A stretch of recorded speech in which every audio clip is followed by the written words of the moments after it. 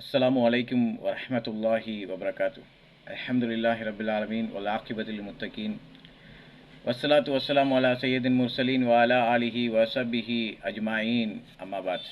அன்பார்ந்த அல்லாஹ்வின் நல்லடியார்களே, ஏக இறைவனின் சாந்தியும் சமாதானமும் உங்கள் மீதும் உங்கள் குடும்பத்தார் மீதும் என் மீதும் என் குடும்பத்தார் மீதும் என்றென்றும் நின்று நிலவட்டுமாக. எகிப்தில் நடந்த ஒரு வீடியோவை ஒரு சகோதரர் தமிழில் ட்ரான்ஸ்ஃபர் பண்ணியிருக்காரு. சரி, அப்போ அதையும் நம்மளும் பேசிடலாம், இன்னும் கொஞ்சம் நினைவூட்டுற மாதிரி இருக்கும் அப்படிங்கிறதுக்காக இப்போ நான் பேச வந்திருக்கேன். என்ன அப்படின்னு கேட்டிங்கன்னா, எகிப்துடைய பார்டரில் அந்த இராணுவ படை, இஸ்லாமியர்கள் இராணுவ படை நின்றுட்டுருக்கு. அப்படி நின்றுட்டு இருக்கும்போது ஒரு வெள்ளைக்காரர் ஒருத்தர் வராரு, ஃபாரின்காரர் ஒருத்தர் ஒரு 2-3 கண்டெய்னரோட உள்ளே அந்த வாசலில் நின்று கேட்குறாரு, உள்ளே விடுங்க அப்படின்னு. அப்போது அந்த முஸ்லீம் சொல்கிறாரு, உள்ளே விட முடியாது. எங்கே போகிறீங்க அப்படின்னு. காசாக்கு போகிறோம், பலஸ்தீனுக்கு போகிறோம். அந்த மக்கள், அங்கே குழந்தைகள்லாம் ரொம்ப பசியும் பட்னியுமாக இருக்குது. யார் சொல்கிறா? சுற்றி இருக்கிற எந்த இஸ்லாமிய நாடும் சொல்லலைங்க. சுற்றி இருக்கிற எந்த இஸ்லாமிய நாடும் சொல்லலை. யார் சொல்கிறா தெரியுமா? ஒரு வெள்ளைக்காரர் ஒருத்தர் சொல்கிறாரு,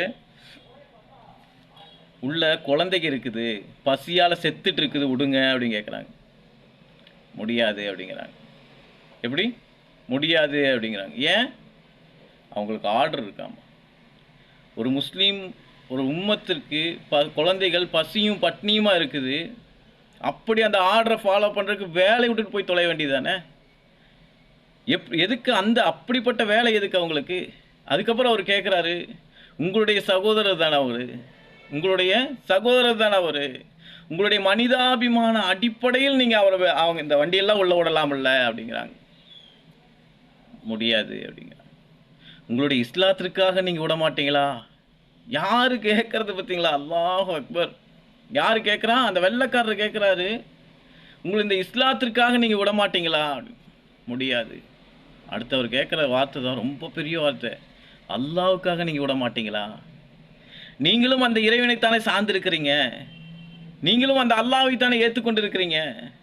ஏக இறைவன் ஒருவன்கிற அந்த மார்க்கத்தை தானே நீங்களும் ஏற்றிருக்கீங்க. அந்த அல்லாஹ்வுக்காக நீங்கள் விட மாட்டீங்களா அப்படின்னு. விட மாட்டேன், திருப்பி அனுப்பிச்சி விட்டாங்க. சுப்ஹான் அல்லாஹ். இப்படி இருக்கக்கூடிய இஸ்லாமிய நாடுகள், அல்லாஹ் ரப்புல் ஆலமீனோட சாபம் அவர்கள் மீது நிச்சயமாக இறங்கும். அவங்களுடைய கைகளாலே தான் இறங்கும். இதுக்குன்னு வேற யாரும் அட்டி உளுந்த ஈரான்ட்டு அட்டி உழுவருக்கு நிறைய வாய்ப்பு இருக்குது, நிறைய வாய்ப்பு இருக்குது. ஏன் அப்படின்னு கேட்டிங்கன்னா, இப்போது ஈரான் இங்கேருந்து ஒரு குண்டு வீசுது, அதே மாதிரி இஸ்ரேல் அதுக்கு பதிலாக ஒரு குண்டு வீசுது. ஆனால் இஸ்ரேல் எங்கிருந்து வீசுது அப்படிங்கிறது தான் முக்கியம். ஈரானுடைய அந்த ஏவுகணை தாங்கிய அந்த ஃப்ளைட்டுகளில் எங்கேருந்து கிளம்புது அப்படின்னு பார்த்தீங்கன்னா, எகிப்துடைய பேஸ் இருக்குது. எகிப்துடைய பேஸ்லேருந்து ஈரான் அடிக்க போகுது. எப்படி? எகிப்துடைய பேஸிலிருந்து ஈரான் அடிக்க போகுது. சவுதி அரேபியாவில் பேஸ் இருக்குது. இஸ்லாமிய நாடுகள், பல இஸ்லாமிய நாடுகளில் இஸ்ரேலுக்கு பேஸ் இருக்குது. அந்த பேஸ் மூலியமாக தான் என்ன பண்ணுறாங்க அப்படின்னா, ஈரானை தாக்குறதுக்கு அங்கே வராங்க. இன்னும் சவுதிக்கு நம்ம எந்த அளவுக்கு நம்மளால் முட்டு கொடுக்க முடியுமோ முட்டு கொடுங்க. நம்ம என்ன சொல்ல வரோம் அப்படின்னா, இந்த அநியாயக்காரர்களுக்கு எதிராக இங்கே இருக்கக்கூடிய தாகிகள் இறங்கி பேசுங்கிறோம். இப்போ நம்ம பேசுனா அதிகபட்சமாக, ரொம்ப ரொம்ப அதிகபட்சமாக ஒரு 1000 பேர் பார்ப்பாங்க. ஆனால் நீங்கள்லாம் பேசுனீங்க அப்படின்னா, இந்த தாகிகளை சொல்கிறேன், 2 வாரமாக ஜும்மாவில் இதை பற்றி எந்த ஒரு விழிப்புணர்வும் இல்லை, எந்த ஒரு விழிப்புணர்வும் இல்லை. இந்த தாகிகள் நீங்கள் சொல்லுங்கிறேன்.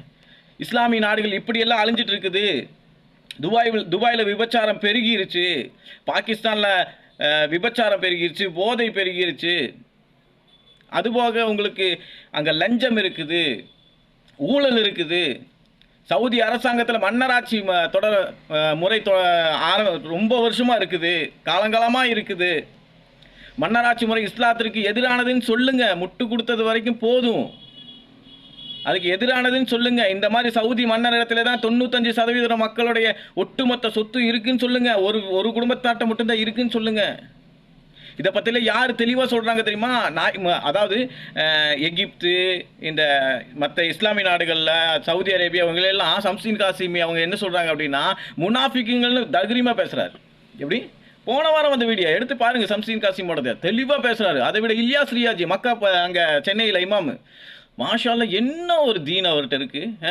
என்ன ஒரு அந்த வேர்ல்டு பாலிடிக்ஸ் அப்படி கரைச்சு குடிச்சு வச்சிருக்காங்க. அவரு தாகி. உண்மையிலேங்க அவரு தாகி. மாஷா அல்லாஹ் வேர்ல்டு பாலிடிக்ஸ் அந்த இக்காமத்து தீன அப்படி கரைச்சு குடிச்சிருக்கிறாங்க. அவ்வளோ தெளிவா ஜும்மா மேடையில் சொல்றாரு. அதுபோக சேனல்ஸில் பேட்டை டிவிங்கிற ஒரு சேனல்ஸில் வந்து அவர் இது பண்ண பேட்டி கொடுக்குறாரு. அவ்வளோ சூப்பராக பேட்டி கொடுக்குறாரு. இதனால் இப்போ வந்து இஸ்ரேலும் ஈரான் வந்து போர் நடக்குது. அப்படி போர் நடக்கும்போது இந்தியாவில் உள்ள முஸ்லீம்களுக்கு என்ன ஆபத்துன்னு விளங்குறாரு. அழகாக விளக்குறாரு. போய் கேளுங்க என்ன ஆபத்துன்னு போய் கேளுங்க. இஸ்லாமியர் இங்கே இருக்கிற இந்தியாவில் வாழ நம்மளுக்கு என்ன ஆபத்துன்னு கேளுங்க. அவங்க சொல்கிறாரு. இலியாஸ் ரியாஜி பேசுகிறார். 2 ஜும்மா பேசிட்டார் அவர். 2 ஜும்மா தொடர்ந்து இதை பற்றியே பேசுகிறார். அதுபோல் இன்னும் சில யூடியூப் சேனல்ஸ் பேசுது. அவ்வளோதான். மிகப்பெரிய தாகிகள் யாரும் பேசுறது. இன்னும் குறிப்பாக என்ன தெரியுமா, கோயம்புத்தூரில் நம்ம இந்த ஜிஎம்ஆர் பள்ளியாசல் இருக்குல்ல, அந்த இமாம் பேசுகிறாரு. அந்த மேம் பேசுகிறாரு. ஏன்னா நான் இங்கே ஜும்மா முடிச்சுட்டு நம்ம போயிட்டோம் அப்படின்னா வீட்டில் உட்காந்து எனக்கு அந்த ஜும்மா கேட்கும். அந்த சின்ன இப்போ ஜிஎம்ஆரில் இந்த எலெக்ஷன் நடந்த ஒரு பி டீம் கூட ஜெயிச்சது இல்லையா, அந்த பள்ளியாசல் இமாமை பற்றி சொல்கிறேன். அந்த பள்ளி இமாமு இதை பற்றி சொல்கிறாரு. இப்போ நம்ம ஃபாலோ பண்ணுற தாய் யாருமே எதையுமே சொல்கிறதில்ல. அப்படி ஊருக்கு தொட்டு நக்கின மாதிரி ஈரானை தொட்டு நக்கிட்டு அப்படியே போயிட்டே இருக்கிறாங்க. சுபானல்லாஹ், இந்த நிலைமை மாறணும்னு தான் நம்ம சொல்கிறோம். உண்மையே சொல்லுங்கள். நன்மையை ஏவி தீமை தடுக்கிறதுக்கு உண்மை ரொம்ப முக்கியம். உண்மையை சொல்லி நன்மையை ஏவி தீமையை தடுக்கணும். அப்படி தீமையை தடுக்கக்கூடிய கூட்டமாக அல்லாஹ் ரப்புல் ஆலமீன் உங்களையும் என்னையும் ஆக்கி அருள் புரிவானாக. அஸ்ஸலாமு அலைக்கும் வரஹ்மத்துல்லாஹி வபரகாத்துஹு.